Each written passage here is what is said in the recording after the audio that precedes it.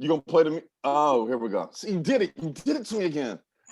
Thank you, everybody, for hanging out with us. Welcome to the third show. We're I thought we were gonna do the thing with the music. Oh, I can name. You know what? We got to give a tribute. So name a song, and I'll name a song that you like. No. Oh, I'm not with you. No. I thought you had a song, bro. Everybody, that's Shannon. The other light-skinned dude is Smitty. Beatrice. I would be the first light-skinned dude. You the other one. And that's Shannon. The first light-skinned dude in entertainment. That's me. Yes. Welcome, everybody. Welcome, Smitty, the first light-skinned brother in the entertainment. Thank you. Coming straight out of Oakland. So, it's the third show, y'all. This is what we do. Well, I'll find a rest in peace to our brother, big brother DMX. DMX. I'm glad your pain Shannon is over. Shannon was going to bring us in. Shannon was going to bring us in with the theme song. But I just, man, it's dark. The theme song, and then he go, "What song do you want to play?" Hey. Oh, it's Dark and Hell is Hot. No. It's Going Down. It's one of my favorites. Hey, well, let's do this. Let's take a couple of minutes. Go ahead. Let's play one of his new songs. Because I think, and I'm a true believer, that we can speak things into existence. So let me share this new song that he came out with. It's a DMX new song? Yeah. Look at that. Wow. I don't like it already. You don't like it already? I'll share it. Already. Play the song. I gotta make it out and move quickly. Can't allow the past to restrict me. Let this time around, they won't scare me. I am the last hope. Won't hesitate, not even for a second. The hustle has become an obsession. I'm on the front lines with my weapon. I am the last hope. Damn, I went through it again. After telling everybody I wouldn't do it again. I kinda feel like I let my people down. Yep. But to get them right, I got to pick myself up. When I heard this beating hook, it was so raw. Looked in the mirror, didn't like what I saw. All I could say was, oh man, shit gotta change. Either get it right or take one to the brain. If y'all knew the pain that I went through daily, trying to stay sane through the rain. Y'all hear me? I'm slipping and falling, I can't get up. But this time I'm out of control. I don't give a fuck, but for the thugs, I'm the last hope of the team. I'm the reason why some niggas got a hold in the dream. These cats know what's good. I am the hood. I ain't hoping that they don't. I wish a nigga would. I gotta make it out and move quickly. Can't allow the past to restrict me. Let this time around, they won't scare me. I am the last hope. Won't hesitate, not even for a second. The hustle has become an obsession. I'm on the front lines with my weapon. I am the last hope. I got to do it for me. Do it for them. I ain't playing with this shit. I'ma do it to win. I know I can do it again. Cause I did it before. With little to no effort. Y'all niggas know the story. First album dropped in May, second in December. Both for platinum in 1 year, like, y'all don't remember. Only nigga whose first 5 albums debuted at #1. You wonder why I call you son. My son, I've just begun to get started, but the hardest part of it all is to climb a slippery wall and still don't fall. Break down and call up the guard when it get too hard. I know you ain't gon' let me go now. Brought me too far. Show me I was a star all my life. I know it all ain't right, but before I call it a night, I'ma thank you for it all. The blessings and the curses. And I hope you're listening. There's a lesson in the verses. I gotta make it out and move quickly. Can't allow the past to restrict me. Let this time around, they won't scare me. I am the last hope. Won't hesitate, not even for a second. The hustle has become an obsession. I'm on the front lines with my weapon. I am the last hope.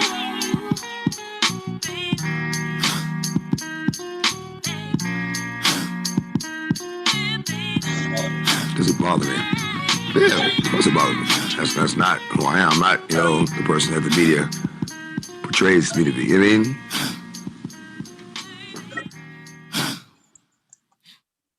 Hey, I want to, Shannon, thank you, good bro, for playing that. And shout out Money Earning Mount Vernon, home of DMX, and another great rapper, Heavy D. Heavy. Two cats that came up and kind of set the world on fire with their charisma. And I gotta say this, man. I know we're not gonna spend a lot of time on DMX tonight, but I just want to say that dude had the voice where it was recognizable off top. Boom. You didn't have to wait. Oh, please. Once he got the spitting, you was like, oh shit, that's DMX right there. So, hey man. And another thing I'm gonna let y'all say what y'all.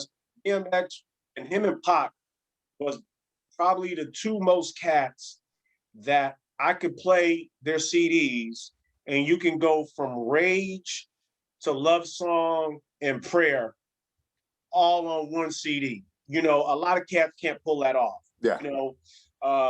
And I think that was phenomenal. And man, shout out DMX, his family. It's really not even about us or anything. It's about his family. They lost a human being. They lost a loved one.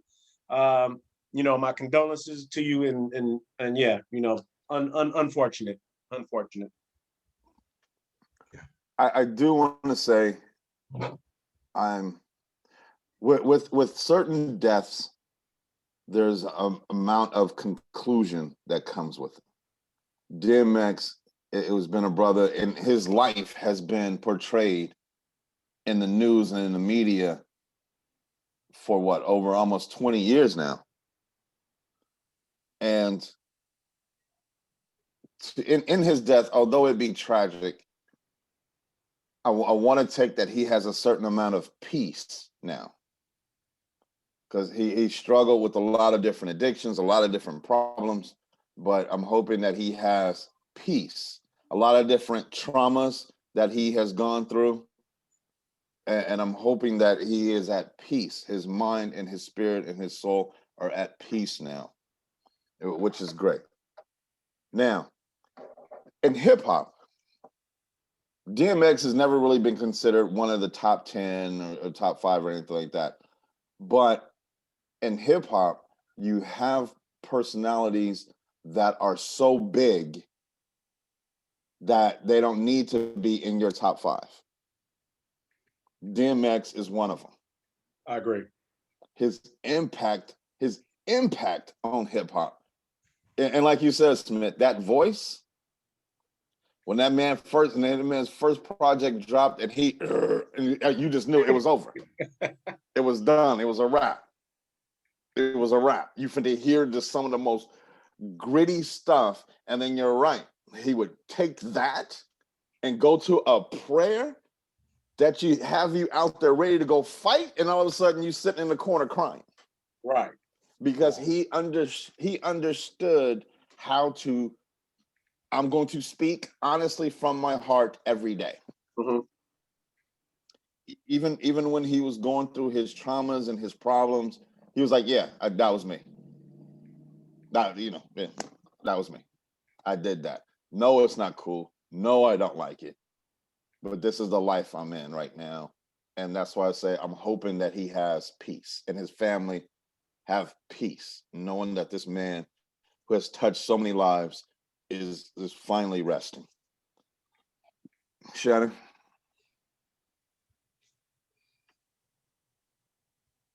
Just ask that he rest in peace. He fought his demons. We all got demons. What he went through, I did read his autobiography.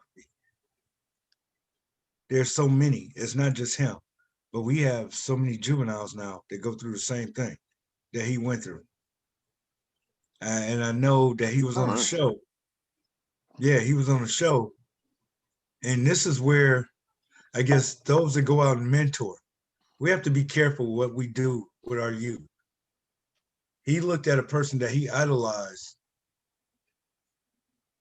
and said, why would you do this to me?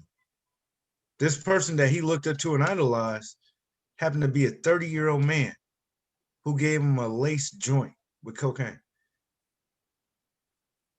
You know, I think deep down inside, it's all about integrity at the end of the day. We as men, we can either build up our, especially men of color, we can either build up our race or we have the power to tear it down. It's that choice that we have to make. It's facts. And the strange part about that, we can do that with the same amount of energy.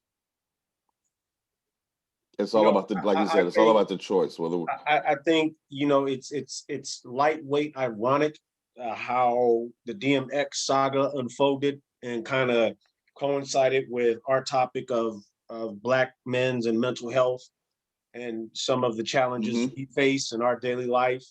You know, like Shannon said, you know, he read the book and understood some of, you know, his history and his challenges. And it probably is a lot similar to a lot of us to a certain degree, you know. Yeah, I know a lot of us don't have his money or his fame to a certain success, but the challenges of just being a Black man supersede any level of entertainment or it doesn't matter. Yeah, it doesn't matter. It crosses all. It doesn't matter. You see the unfortunate situation with the football player, former Raider, former Niner, Mr. I think it's Phillips or Phillips Adams, you know, who did the shooting this week. You know, again, I'm not excusing his actions at all. But the trauma, like you said, Troy, last week, the active trauma that we take on daily, doesn't care how much money you have, doesn't care what sport doesn't care how many followers you have.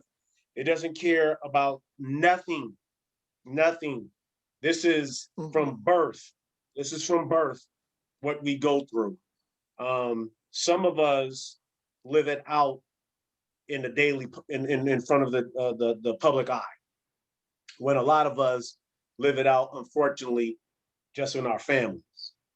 So again, I'm not excusing anything. I'm just trying to point out this is what we go through, and sometimes it's played out for the public to judge us, which, you know, that's no, it is. Even with the NFL player, Tiffany and I talked about it last night and talked about it with Shannon earlier today. He killed a man's grandchildren. There's something that snaps in you to want to kill someone's grandchildren. Man, that's not normal. Right. You know what I mean? That's not a normal killing. And then for him to take his own life, none of those things are normal in a Black community. Right. You know, and Tiffany pointed that out for me. She just kind of came out of nowhere and said, yeah, that's not a quote unquote Black thing to do, is to take your own life. Absolutely. You'll kill up a bunch of people. You'll kill up a bunch of adults. Right. But there's like that code where you don't kill children, and then you really don't kill grandchildren. Right. So there's something in that man that snapped, some sort of trauma that he had been fighting, a set of demons that he had going on. And once again, it's not to excuse what he did was completely wrong, and he going to hell and whatever. That's fine. But if we look at it in a bigger picture, he going to hell. He took another life. He took a life for no reason. There was no excuse. There's no excuse for taking a child's life in such a manner. There just isn't. I think Shannon's trying to go. And I believe in a heaven and a hell. So yeah, I think that's where Shannon's trying to go with your belief and your ideology, and you know. Yeah, I believe in a heaven and hell. I believe that. I don't, and honestly, it's tricky to get into my conversation about a heaven and a hell, because part of it I will agree. Some parts of it I agree with, but I always have this one question. How do we know the pathway to heaven? Or better yet, what religion is correct?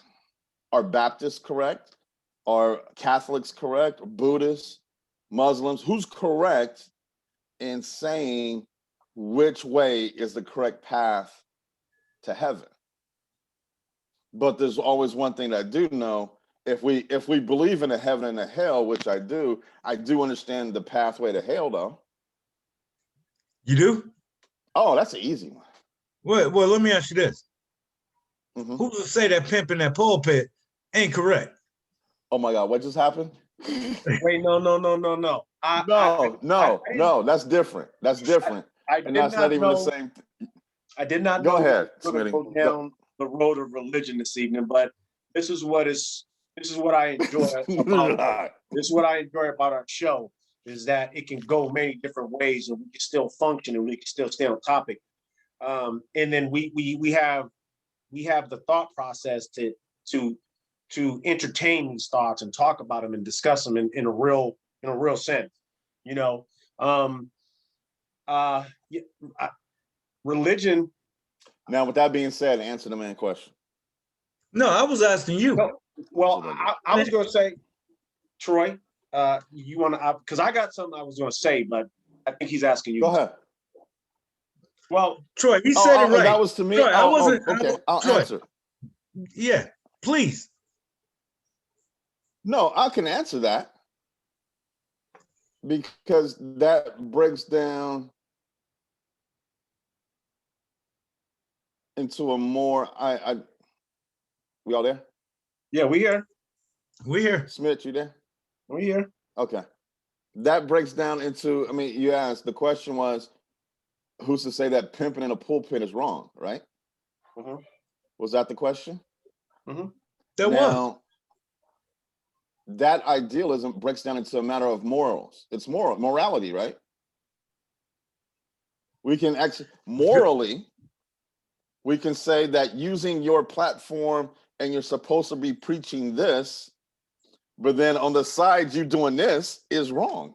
Okay, I got it. And I'm not saying that's a heaven or hell, but that morally that's wrong. Because here, and again, on the topic of religion, this is where I get lost. If this man, and we're just saying this particular incident, this man murdered the doctor, the grandchildren, the dog, and the cat. Okay, gotcha. By that action, he is now condemned to this terminal hell. All right, whatever this hell may look like. However, gotcha. We send thousands upon thousands into war in the name of the United States to murder other human beings who don't conform to our ideology. And then we say, God rest their soul. So when that person murders hundreds, not just one doctor and his grandchildren, but hundreds of people at a time, is he now condemned to that same hell? Yeah. And that's where I have a problem with Bible thumpers. Where's this line? Because with Bible thumpers, it becomes a matter of justification, them doing something wrong. Okay. Well, wait. That's all that is. So you just brought up a good point. Justification, and I'm going to pose this question to both of you guys because I would really like to know. Justification of doing something wrong. Why is it when we go to court in our courtroom settings, when you take the stand, they have you place your hand upon the Bible and swear to tell the truth, the whole truth, and nothing but the truth? Like that, but if you already the defendant and you go into court, if you already messed up and you did something wrong, what is a book gonna do? Right. What is the purpose behind that? Yeah. That's the whole. See, and again, this is the whole.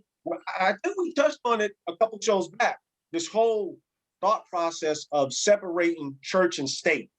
That was the premise of this country, because they didn't want to be under the rule of the religion that the king or the queen had put upon them.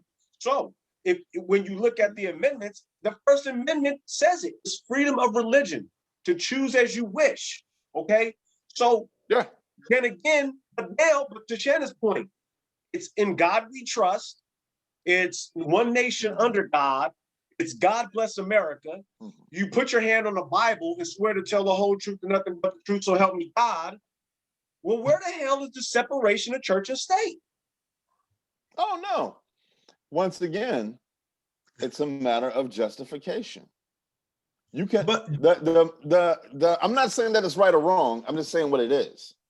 Right, I hear you. And it's you know what I mean? So it's you can justify the Crusades by saying we think everybody needs to be Catholic. Why? Why does everybody got to be Catholic? Although the Crusades were about money. well, And then so on and so forth. And since then, everything to now has always been about if they're throwing God into it, it's a matter of, well, what do you really believe? If they're throwing God into it, they throw God into hanging the black men. So can I ask you this? Go ahead. Our elected officials, Got you. they get sworn in. There's a Bible there. And lie like a rug. Go ahead. So our board of supervisors for Solano County, does that mean they all going to hell because they just lied? Absolutely. Mm. Well, Absolutely. hold on, Shannon, that is outstanding because we have to think like them. And when I say that, Yes. I say this. The I hate to use this word, but the founders of this country Ooh, assimilated. that hurt. You okay? I mean, Are you okay? Yeah. Okay. The founders of this country as it is today, portrayed today, put this notion out there that this God we pray to is white. So if that's the case, everything we do because we're white is okay. So we get a pass, even though we fucked up and we put some blacks into slavery and put some Chinese people in the internment camps, and we did this. Right. No. We're okay because this Jesus we adore is white, which means we're okay because he's going to forgive us because that's why he came here to forgive our sins. So ours sins, not theirs. Ours. Yeah. So with that being said, we know there's an issue with our board, our county supervisors. Absolutely. For one, their meetings are at 9 o'clock. The majority of people are at work at 9 o'clock. In the morning. Except for white people who have the ability to work from home or go into the office late or own a corporation. That retired. Or retired. Again, we're talking about people who have this innate, inherent belief that this Jesus, this Lord, is white. So he's going to forgive us of every ugly, nasty sin we do. And we're okay. So when you hear these community service employees do things, now you hear their supporters say, God bless him. Well, look, let me say this. And just because I'll say my brother, because we had a discussion and he gave me a new outlook at something. You know how we always say that slavery is never ending. Slavery will never end. And if you look at it, as long as racism exists, racism is a form of slavery. Absolutely. What do you think about that, Troy?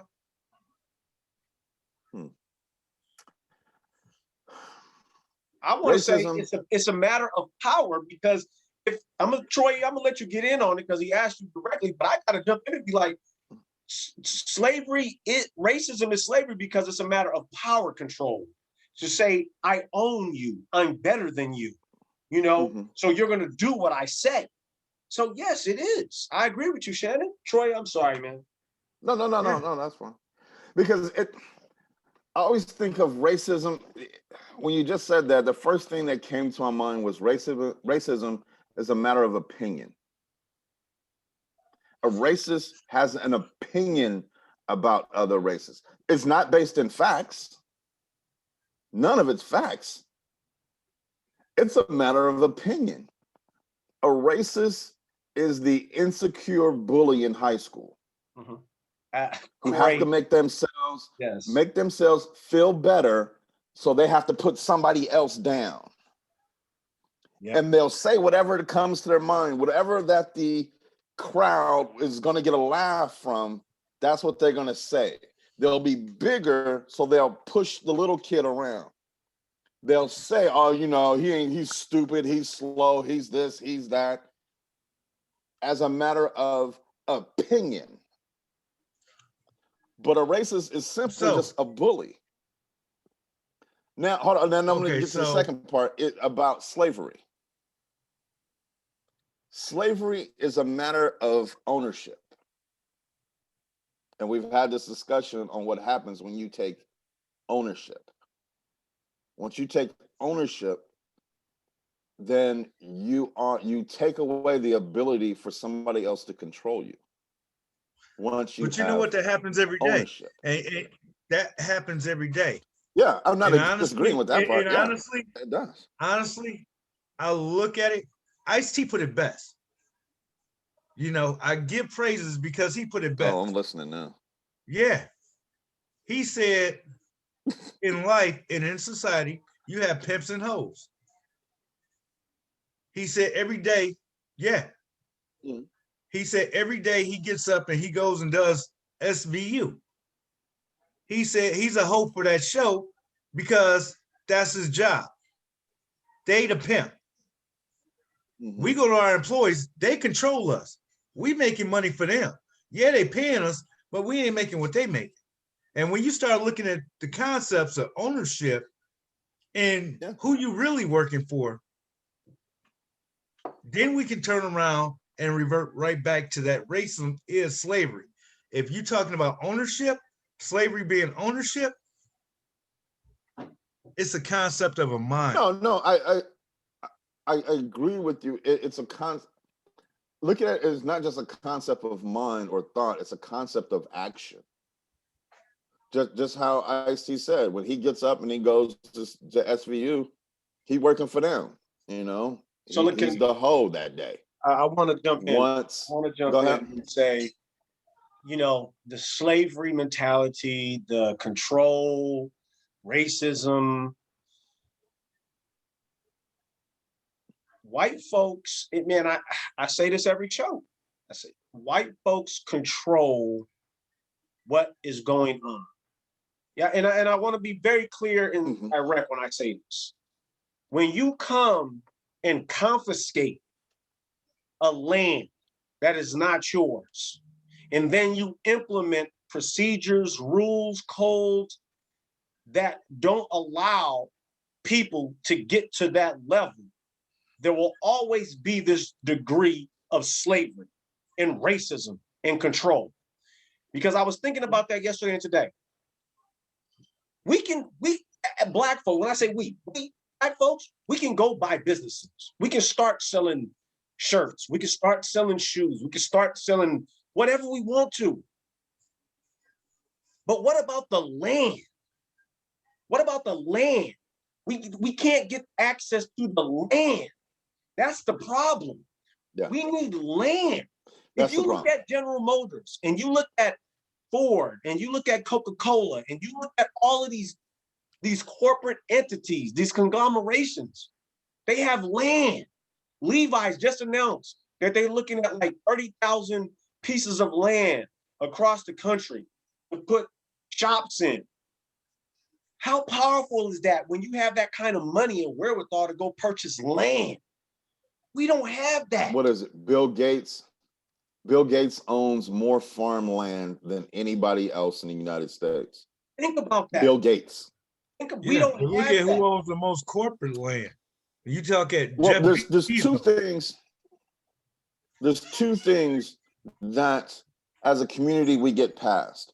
One of them is like you're saying, ownership of land, Smitty, and the other one is manufacturing. Absolutely. We don't make anything. We don't We make don't. we don't make glass Soon, bottles. but We drink hella 40s. We don't make glass bottles. We don't make you we said don't make 40s? rubber. We don't make rubber. Think about that. Rubber. We don't make rubber. Rubber is Rubber. damn near in everything. We don't make plastic. We don't make paper. We Nothing. don't make nothing.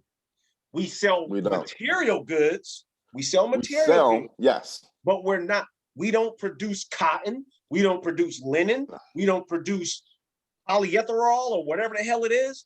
We don't. Leathers or anything like that. You're We don't. right, boy, We don't manufacture. nothing. Well, you think about it though, since the dawn of time, anything that blacks have ever created has been stolen. This country is built on thievery. Oh, it is.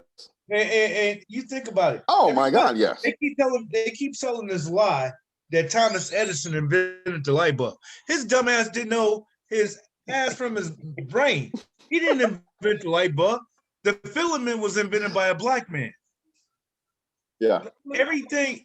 Let me ask you this. Yeah. Let me ask you this. Yeah. This is how far removed we are from who we are. If we are the byproduct of kings and queens from Africa, living off the land, we brought all of this. If we was all to get our 40 acres and a mule today, how many of us would know how to do anything with it? Shit. Facts. You know, Facts. bro, I can't And grow. you know, I can't grow freaking grass, bro. I soiled some seed about a month ago. I'm still trying to get some grass to grow. And that's only on 20 feet. Man. I'm just being real. So I mean, no, and that's an honest statement. Because we have gotten away from the idea of, you know what, let's produce so we can consume our own.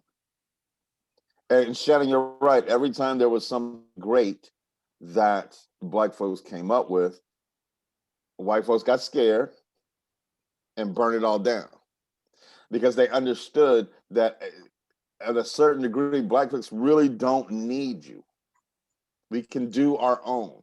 But the whole thing, once you get scared, the first thing they do is burn it down. So Or disagree with this it. may hurt burn it this down. may hurt their feelings. This may what hurt their about this? feelings. So to Shannon's Hold point on, about go ahead. to Shannon's point about what we do, what we created, what black folks have brought to this world, not this country, this world. So I'm gonna tie it all together about this whole thought process of religion and this God. So when a white American's love folk come up out the surgery after heart surgery, they don't say, thank you, black man, who founded that we could do this shit. They immediately go to the white God because they're white. They say, oh, thank you, God. No, motherfucker had nothing to do with God. There was a black man that figured out, you know what? We can fix a heart and we can make it work. Yeah. But again, it's just, it's not where they're trying to control the narrative. They're just saying, this is because God fixed me. God fixed me. No, God didn't fix you. It was science. Black man fixed you. Yeah. I don't know. I just have a real problem when people start trying to insinuate that God had anything to do with anything that goes on this earth. When again, and I'm going to keep, I will go to death with this. Until someone shows up somewhere on my doorstep on TV and says, you know what? I am a direct descendant of Abraham or Cleopatra or whoever these people are, Moab, Methuselah, Chico. Chico. Yeah, you know, I'm just saying. Because Yeah, right just now, let him go. He's on a roll. Leave him alone. I'm just saying. Yeah, just leave him I'm alone. just saying. I'm just saying. So question for you, and I pose this question, and this goes to all our viewers out there. we bring up solutions, we bring up issues. Every week is something new. That's because problems are still going on. Mhm. I asked, and I'm just asking a request. I'm asking that our viewers take time out. If you at work, call in sick that day. Damn. Show up at You're gonna supervisor. go back to the supervisor.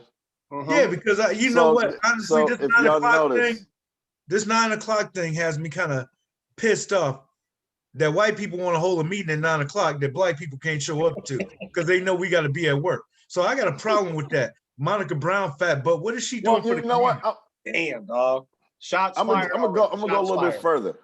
Already, yeah. Already. So this is funny.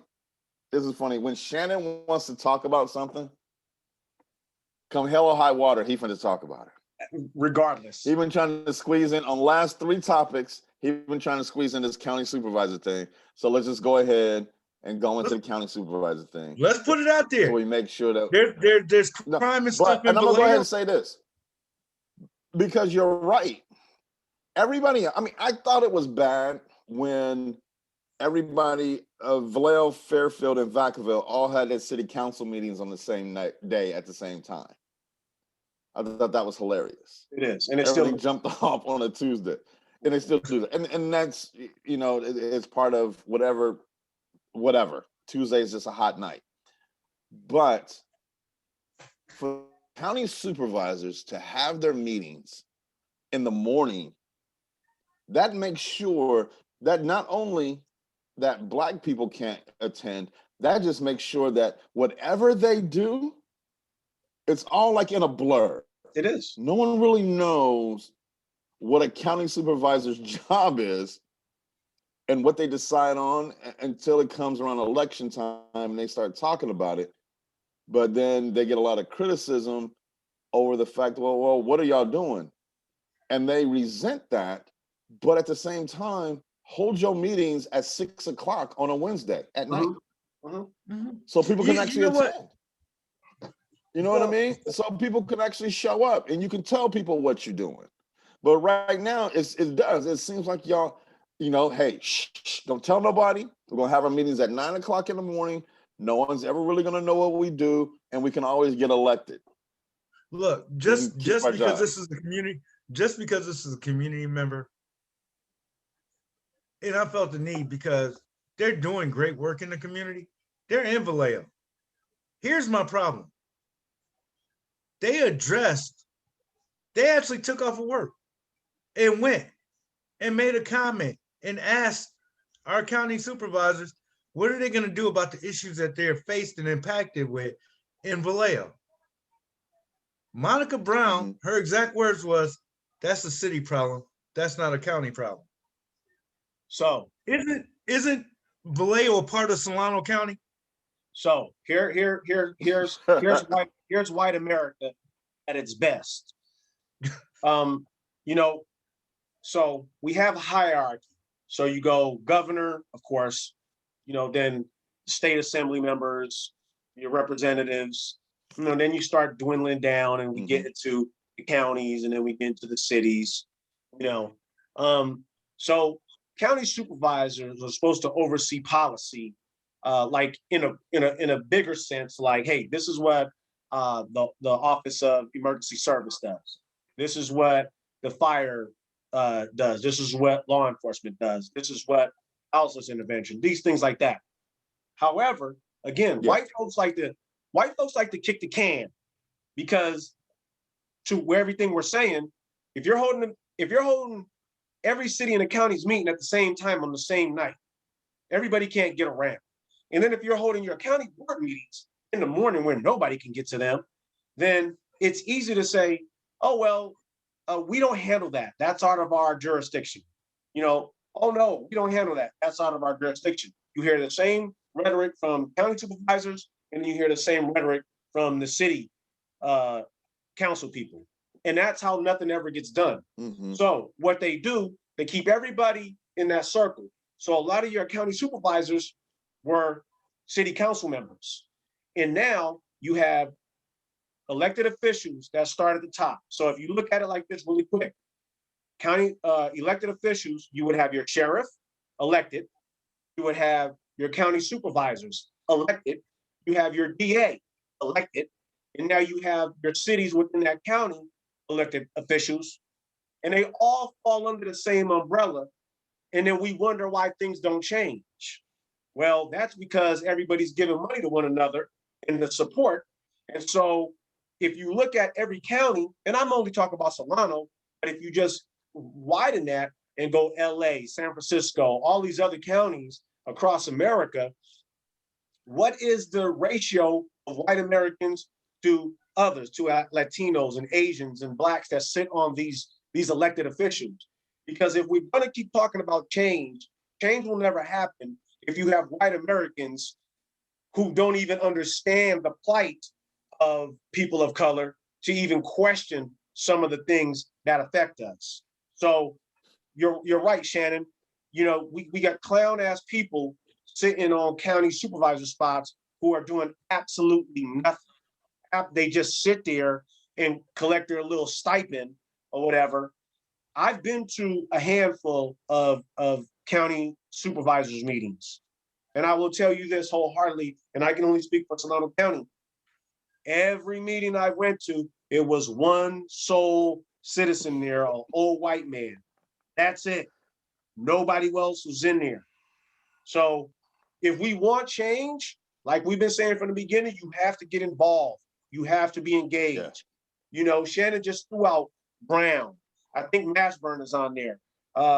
There's some other people on there. I know they just had a meeting or election, so I know some of the seats have changed. But if we don't know these people, how in the hell can we expect any change? We're not even sending them emails. We're not calling them. We're not engaging them. We're not telling them, voicing our concerns, you know, about why is this chief of this law enforcement people, they can just do whatever they want. I made a statement the other day about excessive force, and this goes along excessive force, code of ethics, responsibility, anything. If you have to have excessive force training, that says a lot about your personnel. If you have to create a code of ethics, that says a lot about you and your ethics. You know, if you have to have a workshop on how to deal with people that don't look like you, that says a lot about you. You know, a lot of these things says a lot about the people you hire. Yeah. A lot of the things that we're dealing with right now is common sense and morality. And if you don't have that, you can't be trained on that. You know, that's just a checkbox of something to say, oh, look at me. That doesn't change. Like Troy said, that racism shit, that's embedded in you, bruh. You can go to 15 workshops and Alcoholics Anonymous, but you're still gonna be a racist after 15 weeks. Well, you know what? You know, the funny thing about that is, though, Smitty, there is, I mean, how we said it before, you know, if you want to get rid of racism, you have to want to get rid of racism. You know, but how I was saying earlier about the idea that racism is just a simple opinion, lets you know you'll never get rid of it. Right. It'll never go away because everybody's always going to have an opinion. But the things we can work on, the things we can get involved with, is going to, you know, these county supervisor meetings, asking them why they might as well be having secret meetings in a back room. If you're having them at 9 o'clock in the morning, and the only thing you got there is that one old dude who got the farm. Right? You know what I mean? It's just, who are you talking to? Who are you letting know what you're doing? And of everything, when everything kind of like jumped off during the summer, when everything was going on about the Fairfield police officer who just got kicked out of Vallejo and now he was in Fairfield, about the shootings in Vallejo, you know, about the racism that was going on and the protests that were jumping off in Vacaville. Not one time did we see one county supervisor stand up and say anything. No, because because no one knows who they are, and they live in this cloak of unknownness. They operate behind closed doors, and nobody wants to face that. Nobody wants to face that accountability. That's the problem. Nobody wants to. Prime example. And this goes to our justice system. How everybody is saying that we need to defund the police, which I don't believe in. I No. think we need reforms across the board. We need to come up with solutions to remove the people that are in play now and put the people that we want in there. Everybody can sit up here and say go vote, but here's the problem. Nobody's ever consistent. Nobody's persistent enough to stay to fight. You have all these damn organizations out there running around. Let another black man drop dead. They'll be back on the news when it's enough media attention. You know, they say we should love our, I'm not, you know what, honestly, man, I hate to say it, but it pisses me off. Breathe a little bit, Shan. No, it pisses me Bring it down off. a little bit, bro. Yeah, it pisses me off. We have all these organizations out there, and because their heads are so far up their asses with positions and titles that they don't really know what the cause is. They done became, there isn't even a terminology. I can't call them a coon. I can't call them Uncle Tom or sellout. They ain't even a house nigga. They done became a super Negro. Damn. Bizarro. Yeah. Super Negro. You know, Shannon, bro, you always fire me up, dog. You know, you always take me there. And the thing is, you know, because I struggle with this and sharing it with people. Because I know Shannon had thought about it and whatnot about this whole Cuban thing, but it just goes back to how this country creates a picture, you know, of if you're not like us, then you're wrong, you know. Well, and again, Yeah. I know I'm going to get some slack from my Cuban folks, but you're well, again, you know what? I might get some kickback from my North Korean folks or my South Korean folks. Why are you painting these people bad because they don't look like you, because they don't sound like you, because they don't think like you? I condone living. I condone living as a human being. If for some reason you want to be a communist, knock yourself out. If you want to be a capitalist, a socialist, knock yourself out. If you want to be a hermit, knock yourself out. I don't give a shit what you are. But as long as the people have a voice and they can partake and it's real, I'm with it.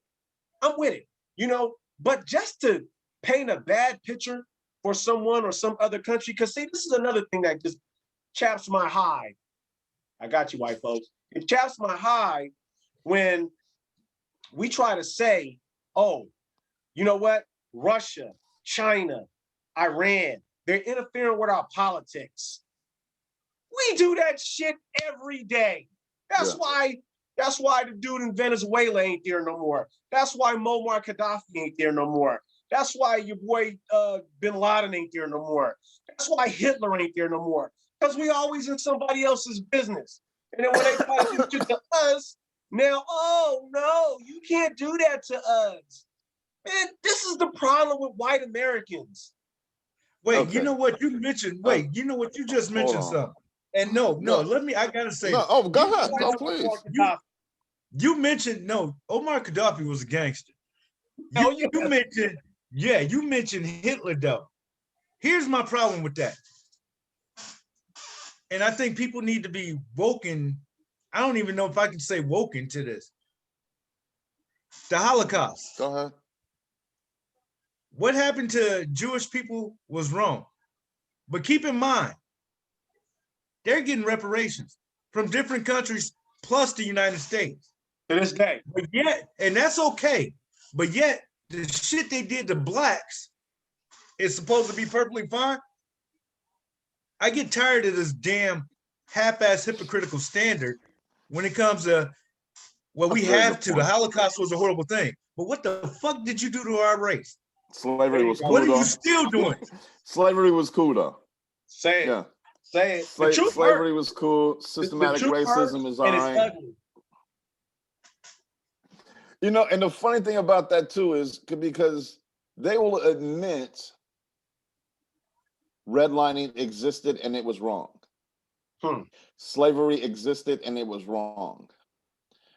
Segregation existed and it was wrong. So then can we get some reparations for that? Because there were two things that you actually killed off during slavery. That was genocide. Generations got here and ended here. At your own hand, America. By your own hand. Now, the Holocaust, horrible. A travesty. And I was really shaky when you was going with that, Shannon. It was just touch and go with me for a sec. I was wondering, you said Hitler. I was like, Whew. Say something right, brother. Say something right. I'm not and you saying came out, and I appreciate you. I'm not saying Hitler was a good guy. I'm not saying that. All I was saying was no. I got your point. No, that's his country. Yes, and it is. United States will get into everybody else's business and not mow their own grass all the time. All the time. You know, they will get, and it is that one of the biggest. Actually, I can say the biggest black eye, the biggest blemish in American history that they systematically continue to cover up is slavery. They constantly do. But you know what? How black people were treated. But here's or the problem. Are being treated. I'm sorry. So, and this is what I would like for all media, anybody who listens, just get the word out there. Next time there's a mass shooting, I don't care if they're white, black, they can be Puerto Rican for all I care. I don't want to hear the word terrorist. Call it a product of society. Absolutely. Because that's all it is. Absolutely. It's a product of society. And I want to say this because we're on the subject. We kind of was weaving through, but since it just hit me, the systemic oppression, racism is a clickbait, but the systemic oppression, and then paying back and the scheme of things and how they word it. And it's a cold game if we ain't paying attention. This week, Target announced that they was going to give $2 billion to help promote Black-funded businesses, Black-owned businesses. Let that sink in for a minute. All they're going to do is put $2 billion in to make $10 billion off of our products. They ain't said we can make no shirts. They didn't say we could produce no minerals. They didn't say we could produce any glassware or any shoe wear.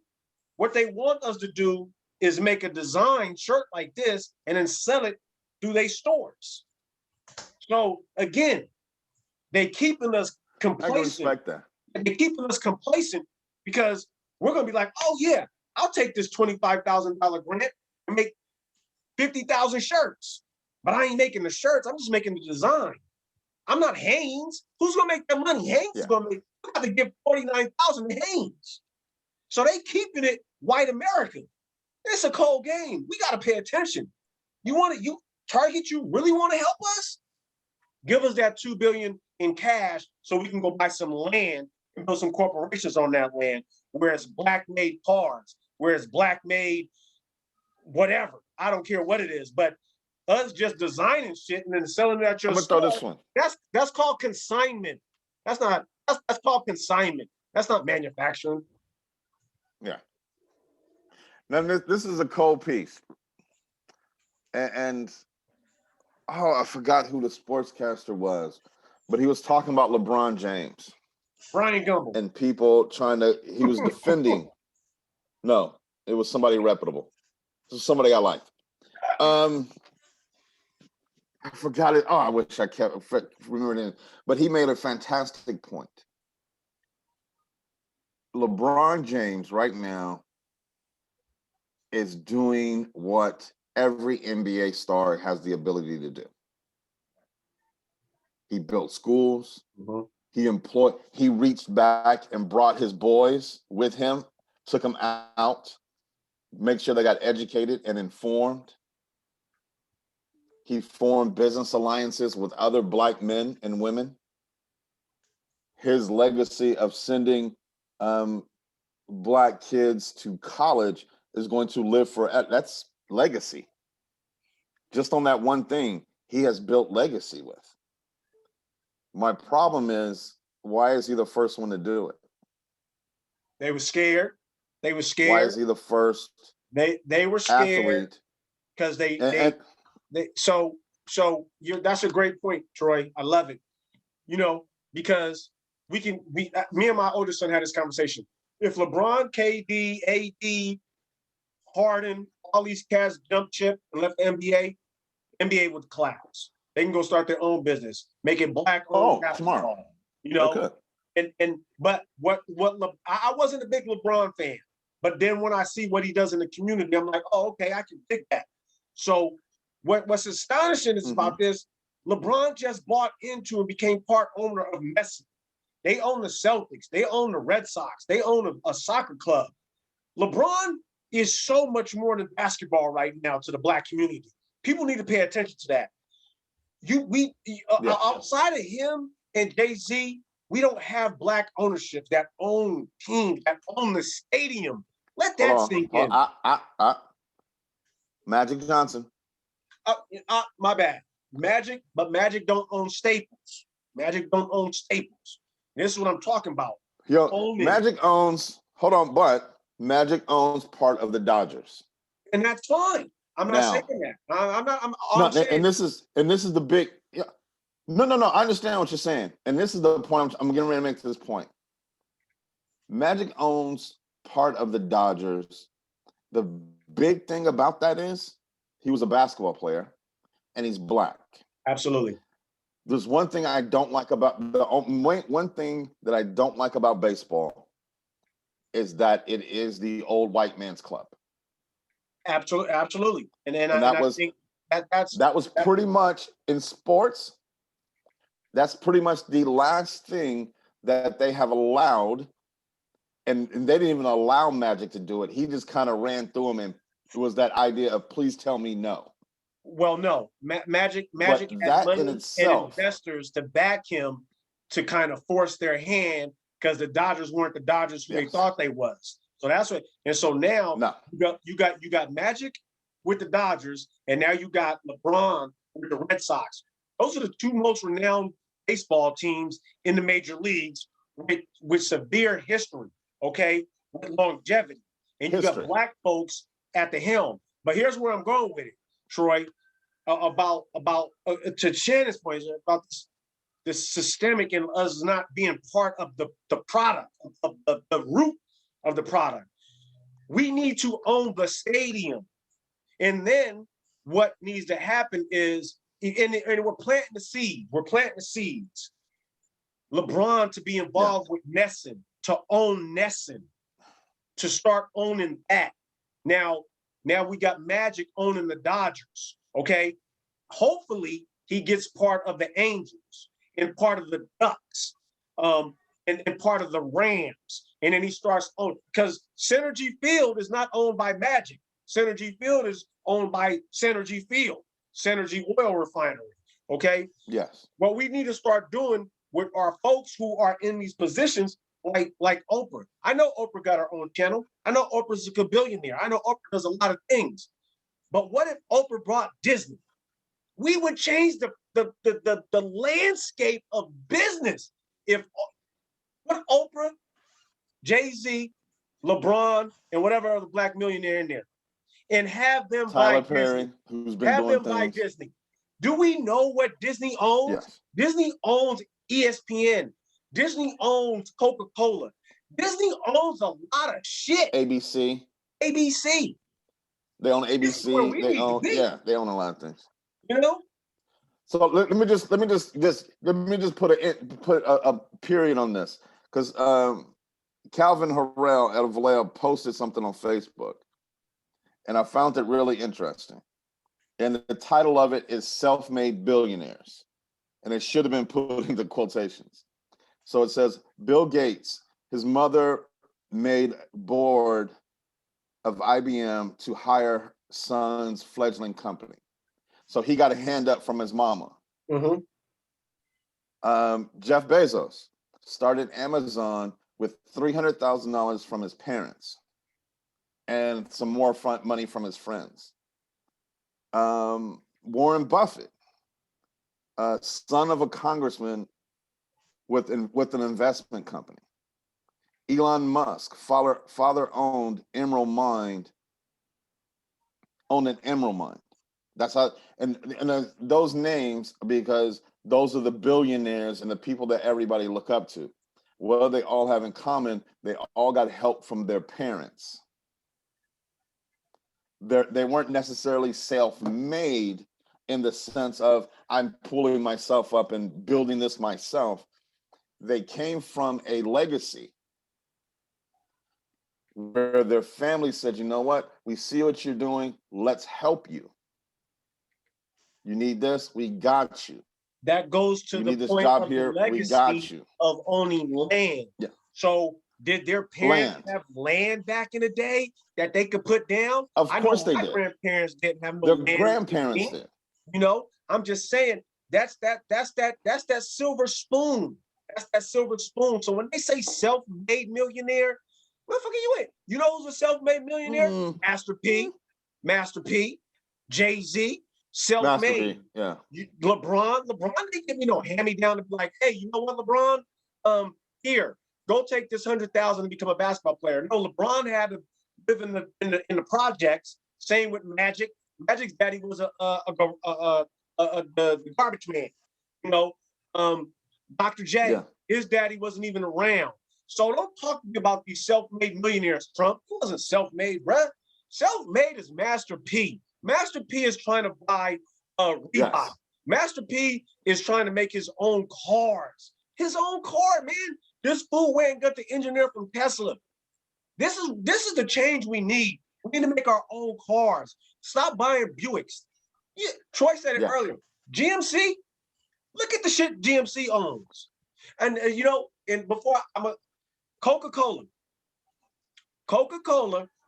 makes more money off of their other items than they do on soda. They make more of their trademark than they do off soda. Fact check that if you want to. Well, look, you know but it goes back to what we were saying earlier. It's the two things, land and manufacturing. Absolutely. So go ahead. So to pop an end on this before we wrap this up, you can call it a solution. I really don't know what to call it.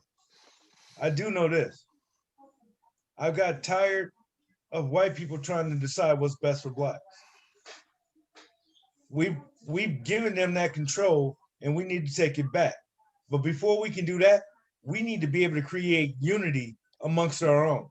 Nobody else should be able to come in and infiltrate what we're doing. We need unity. I don't care if you haven't liked each other for 15 fucking years. We need to be able to work together and know the greater good. Ladies and gentlemen, you probably never heard that from Shannon.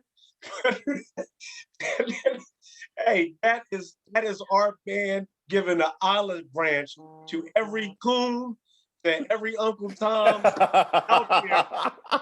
That's our man Shannon saying, look here, you may be a sellout, but we still need you. So come on and hop on the good foot, man. It's all right. We still love you. That's funny.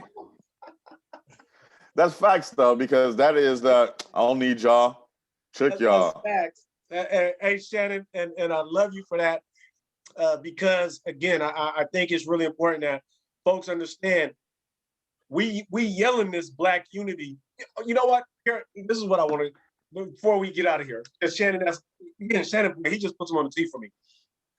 This past year, because of other things, we had white Americans go through inclusion and diversity training, cultural awareness, sensitivity training, just let that sink in. Went through sensitivity training, went through how to learn how to talk to a black person training, learn how to not call people how to talk to a black person training. Now what? Now what? What do we expect from these white Americans? Where are we going? Where does that getting us? What changes have taken place in politics? What changes have taken place in society? What changes have taken place in education? All of these white Americans who run these places, I'm gonna do this. all of these trainings. Now what? Now I'm gonna go ahead and ask this though. What do we expect from ourselves? Even better. If we're gonna put these people through all this training to get all this education, and mind you, we're educating the educated, quote unquote. Quote unquote. What are we gonna expect from ourselves at this point? I think that's What outstanding. are we gonna do? Are we gonna take the time to get more involved in our community and into our politics? Are we gonna start asking more questions? Or is it just gonna be just these three brothers who keep asking these questions all the time? You know what? We You know gonna what I make mean? sure it's not just us three asking those questions. I would like to think that people want to partake, they just don't know how. And I think it's up to us and other people that's doing the exact same thing we're doing, trying to encourage participation. You look at Georgia and you see the changes their politicians have made. You can look right in San Francisco. Shout out to my player partner, Shaman Walton, county supervisor. Solo by himself is champion change in that city. The change is there. People are actually, like my boy Troy said, it's Black folks with their hands on the plow. And it's not just your old kumbaya, let's get along, bruhs, with their hands on the plow. Some real bruhs with their hands on the plow. But to Shannon's point, it's going to take us all to come together.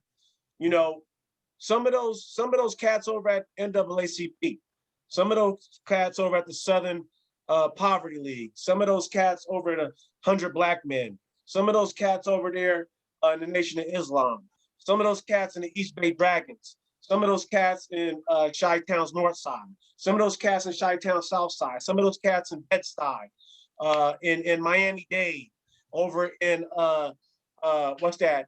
Fulton County in Atlanta. Some of those cats down there in Houston, 5th Ward, 7th Ward, 9th Ward in New Orleans. It's going to take all of us to come together. So what that means is, I hate to plug this, but subscribe to us and then share it with someone in those cities so they can see, like, damn, we ain't the only ones doing it. It's 3 cats over there in Cali trying to do it. So why don't we partner together? And our differences are okay. And that we got to get that, Troy, your point. What do we expect from ourselves? We need to expect that our differences are okay. We need to expect that where we're trying to go is going to be a long road. If you don't care about Dr. Martin Luther King Jr., that's fine, but he said it's a long road to haul. We got a long road to haul. We're trying to change 500 years. We're trying to change generations overnight, and it's going to be a long haul. We all got to be in it, but we have to be respectful of the differences. And if you're a coon, that's okay. And if you're a sellout, that's okay. Because regardless of what you think, coon and sellout, you're still Black, and the white Americans are still laughing at you behind your back. I'm just being real. Yes. No, You're still just a nigga in the Benz, as Still my a boy nigga in the Kwame Benz. has. Still a nigga in the Benz. Solutions? Are we calling for solutions? Solutions. Why are you yelling so much? Solutions. And because I just feel like yelling. You know what? Who's gonna go first? Go ahead, Smitty. I can go after you. So, solutions for me is, I was asking myself this question. Shannon, give me more than 30 seconds because I got it. Solutions to me is piggybacking on what Shannon said. We got to come together and we got to figure this out. We had a young man in Fairfield who was clinging to life because on some sucker shit. And I asked myself the other day, and I asked Troy this. Troy, I asked him this. When did we cut off the squares in our circle? Where did we identify, hey, bruh, you ain't right. You ain't right. You got to get out my circle. You a square. you know, and then I'm thinking like, when did this setup shit between black men become normal? Who started this sucker ass shit? Why are we setting up our own people? Because we jealous? It goes back to that crab in the box shit. We gotta stop that. Young bros, listen to me, man. OG, man, teach these young cats, bruh, we can't be on some setup sucker shit. They already setting us up. I say it all the time. They fucking pull the fucking ball out of us when the Charlie Brown shit comes. We can't do that to one another. We got a young bro clinging to his life on some setup shit. When did we lose these squares? And why did you become squares? But the most important question, and it's a solution that we have to ask ourselves as black men, when we rectified and we seen and we notified that they were squares and suckers, how come we didn't help them? How come we didn't reach out as men and be like, bruh, the shit you doing ain't right. That square shit ain't allowed in here, but hold on. We're gonna hit you to this and shit. We're gonna get you right. That's the solution. That's the challenge. That's the question. Where did we lose them? How did we let that happen? How come we weren't man enough to say, bruh, come on and get right? Challenge yourself. OGs, go get some young cats. OGs, talk to some OGs, because there's still some OGs doing dumb shit, suck shit. Some of y'all know who you are. Yeah. So Facts. yeah, just straight facts. I'm gonna piss some people off with this. No, not you. Yeah. So Kennedy basically said, ask not what your country can do for you, but what you can do for your country. Fuck this country. At the end of the day, to my black brothers and sisters out there, to people all aboard, our Latino sisters, I'm gonna ask you, don't wait on somebody to do something for you. Start thinking about what you can do for yourself. Then turn around and ask yourself what you can do to uplift your brother or sister right there, right by you. That's what you do. The hell with this country. That flag, don't none of it mean anything. Everybody bases stuff off of colors. And you'll see these white people jump up and down about that damn flag. But as soon as Colin Kaepernick wanted to kneel, it became an insult. If that's all it takes, let me go piss on a couple of them. Peace. That was it. That was okay. All right. Solutions then, huh? Cool.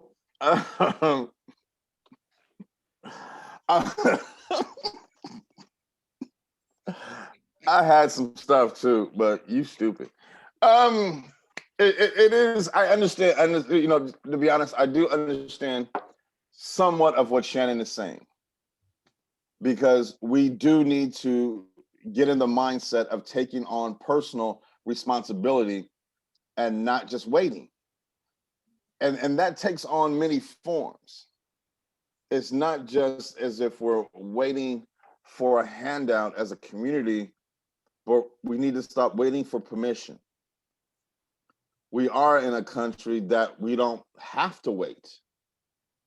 Some countries around this world, we don't have the freedoms to say, you know, let me go piss on a few flags. I don't even know where that came from. But Wrong statement. we do, right? But he does in his solution, he did have a point. We do need to take on our own responsibility for things. We do need to stand up and say, you know what? We can do these things ourselves. We can be the next Master P. And let you know just something about Master P. He's not that special. The only thing about him is that he has an idea and he's strong enough to continue that fight to get it. We all have that. We all have that. We can be the next person who invents something like, there's a brother in Africa right now who invented a car just like the Tesla. Black dude, young black dude. So, and these people aren't anomalies. We can do what whatever it is that we say we want to do. For those of you who believe in God, the greatest sin is to ignore the gift God gave you. I can care less if you want to be the next, whatever, Cardi B or whatever. God gave you the ability to be a fantastic accountant. Run with that. Stop looking at these things on TV thinking that's who you are, because it's not. Decide on what you really want to be in your heart of hearts. Decide on what you want to accomplish and get up and go get it. You ain't got to wait on nobody to tell you that it's okay to go get. If you want that, go get that. And no, I'm not talking about go robbing and stealing. No, earn that. Do it legally. We can do those sort of things. We're smart enough. We're intelligent enough. We can be whoever we want to be. Get your life right and go get it. Thank y'all for hanging out with this show. It was a lot. We did want to talk about moms, but we'll talk about that next week. Next week, we're trying to put together a very special show that is going to be more fun, I think, than any show we've ever had. It will be. And we're going to see how this is all going to turn out. We're going to put a few hints out there about what the show is going to be about on Facebook and stuff, so everybody know what's coming. And a lot of people, I know y'all going to be dying to hear this one and see it, because it's going to be fun. Remember, subscribe to us on YouTube. Check us out on Facebook, Instagram. Thank you, my brother Smitty. My young brother Shannon. Thank y'all for hanging out with us today, man. As always, having fun, bro. Take it easy. It's been real.